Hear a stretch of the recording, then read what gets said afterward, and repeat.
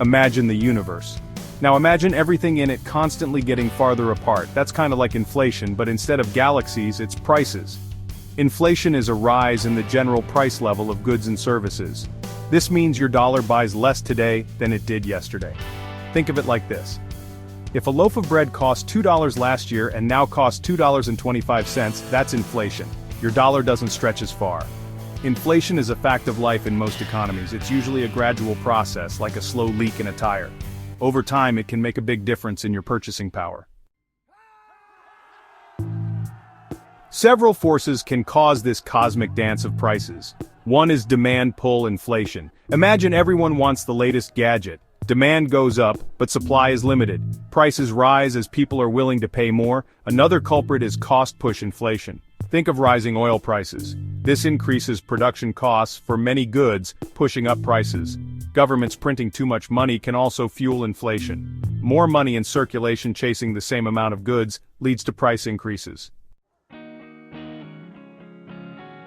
Inflation's gravity affects everyone, especially consumers. Remember that loaf of bread?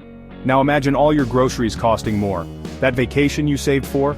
Airfare and hotels are more expensive too. Fixed incomes like pensions lose purchasing power. People have to make difficult choices. Cut back on spending, dip into savings, or find ways to earn more. Section 4. Steering the economy. How to keep prices stable. Thankfully, there are ways to steer the economy and control inflation. Central banks, like the Federal Reserve in the United States, can raise interest rates. This makes borrowing more expensive, cooling down the economy and slowing inflation. Governments can also try fiscal policies. This might involve reducing spending or increasing taxes to curb demand.